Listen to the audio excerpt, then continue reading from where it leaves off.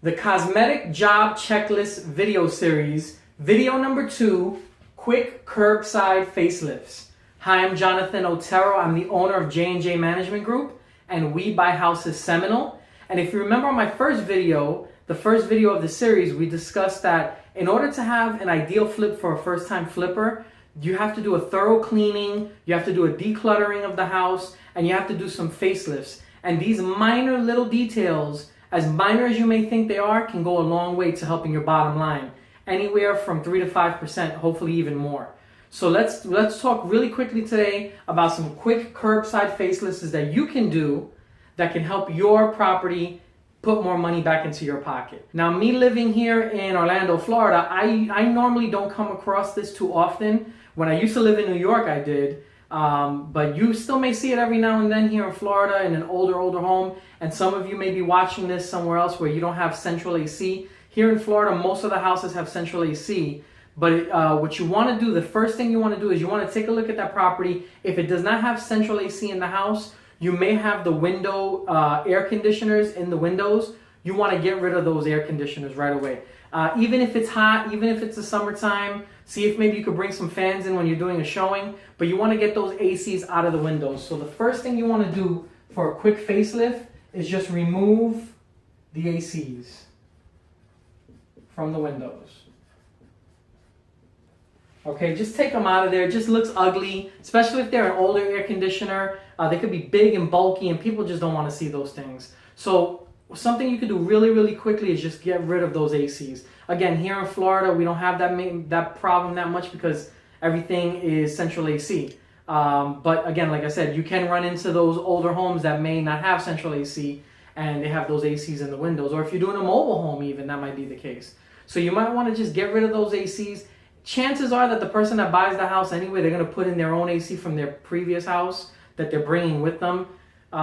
So you just get rid of those things. It's just an eyesore and you want to get rid of them. And that's something quick and easy to do. Very painless. Second thing you want to do is, I don't make this a practice to replace the windows. I generally don't like to replace windows because windows, if you've ever replaced windows in your house, you know they are very expensive.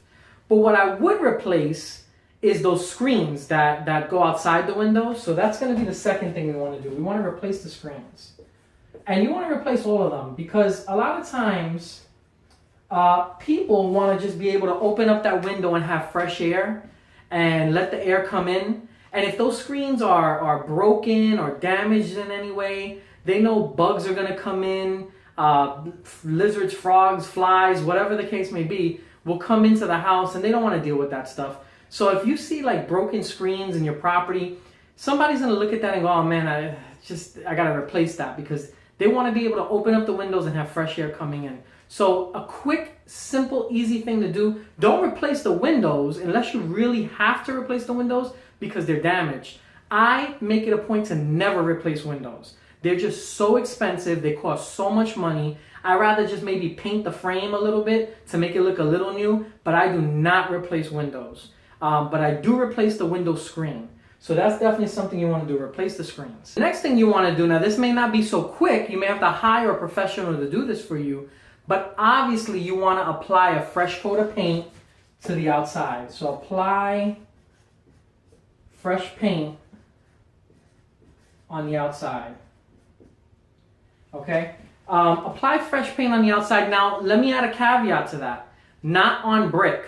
Okay? If you have a brick foundation or a brick house, do not paint the brick, okay? Leave it as it is. But if it's anything else than brick, siding or stucco or whatever, that you can paint. And sometimes hiring a professional to do a house, let's say it's a small average house, 3-bedroom, 2-bathroom house, it could be anywhere from $2,000, $3,000, maybe more, maybe less, depending on who you hire. Obviously, you're gonna have to get quotes from that from about at least 3 professionals that do painting. But get some quotes and see what it is. And something you could do, if you can do it and you can paint, God bless you, go ahead and do that. Save yourself some more money on your bottom line. But if you don't have the time to be painting the house yourself, and if you can't do it yourself, then you gotta hire someone. And yeah, it might be some money that comes out, but it goes a long way when people see a fresh coat of paint as they drive up to your listing. So apply a fresh coat of paint, but not on the brick. Critical. Sticking with the paint theme, we want to also paint the front door. So as people walk in, remember, it's all about first impressions, right? So you want to paint that's the threshold as they walk into their new house. And if it looks inviting and if it looks fresh, they want to live there. And if it's all cracked and paint is chipping off and it looks ugly, they probably don't even want to walk through it. So just paint a nice fresh coat of paint. As a matter of fact, when you hire the painters, you can also ask them and say, hey, how much would it cost for you to paint this door as well? And that's probably just an additional $100 or something like that. If you're going to be spending $1,000, $2,000 for the paint job anyway, another $100 is no big deal. You have to paint those doors. Try to paint the front door and the back door. Very, very critical. If you're going to apply a new fresh coat of paint, might as well do it to the door as well. The next thing we want to take a look at is those gutters that most people have in their house. Those gutters can be so nice and beautiful, and they help out a lot if you have them. But if they're falling apart, or if they're broken, or if they're dented or hanging over, you might want to either replace them, or if you don't have to replace them, but they just look bad, maybe you just paint those as well.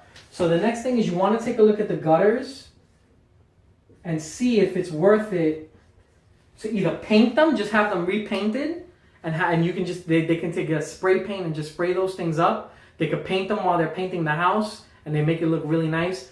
But if it's beyond painting and you have to repair them, then spend the money to replace the gutters. On a large home, a 2-story home that has 5 bedrooms, 4 bathrooms, a house like that can cost somewhere around $800 to $1,000 to put the gutters in. A smaller house is even less than that. So I mean, it is a no-brainer. If you see those gutters there, if there's no gutters on the house, then leave it like that. But if there are gutters there and they look pretty bad, you're going to have to either paint them or replace them. So the gutters is the next thing.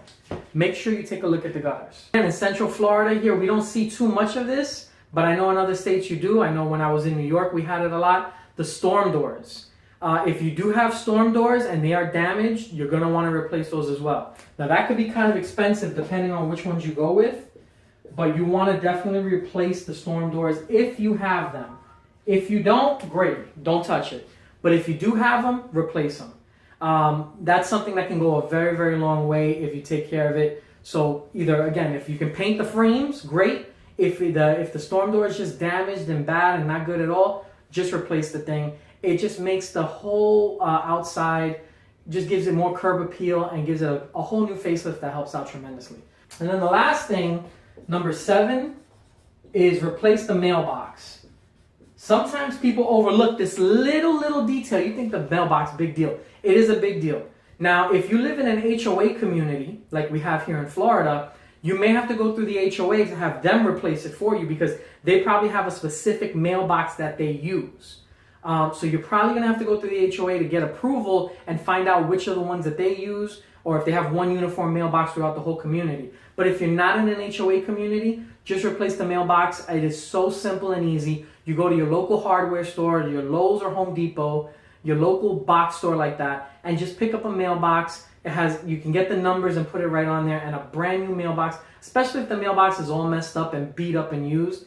A new mailbox could look beautiful and nice, and you think it's such a little thing. What's the big deal? It's a mailbox. It makes a huge deal when you're talking about curbside appeal. So I hope this video helped you out. This is video number 2 in the series. We're going to keep them cranking out for you guys. They're going to be coming little by little, but we got a lot of things. We've already taken care of the outside of the house, and next we're going to start moving into the inside of the house. But these are some easy, simple curbside facelifts that can help your property put money back into your pocket. 7 things: remove the ACs from the windows, replace the screens, apply fresh coat of paint, except if it's brick. If it's brick, leave it alone. Paint the front door. Make sure the gutters, if you can paint them, great. Do the same thing like you're doing with the rest of the house. But if they're messed up, if they're hanging, if they're dented, just replace those things. It's more worth it. You'll get your money back when you sell the property. If you have storm doors, you want to replace those storm doors if they're broken. Or if you can, just paint the frames of them and make them look nice and new. But chances are you're probably going to have to replace them, so take a look at that. And number 7 is the mailbox. Replace the mailbox if you have one that's damaged, broken, or just not looking good at all. It is the cheapest thing. You wouldn't believe it. It's very, very simple to fix. So a lot of people overlook it. The mailbox is critical. So hopefully this video helped you out, guys. Like I said, you know our motto here at We Buy Houses Seminole and JJ Management Group. Let's keep it simple. Real estate can be so complicated, paperwork and all these crazy things that happen. Let's keep it simple with these little checklist items. Write them down and check them off as you go through. If you have any questions, you can give us a call. The number is right here at the bottom of your screen, as you can see, 407-796-8557. The website is WeBuyHousesSeminole.org. If you guys have any questions, reach out to us. If you are selling a property, let us know. Maybe we can work on a deal with you as well. Take care.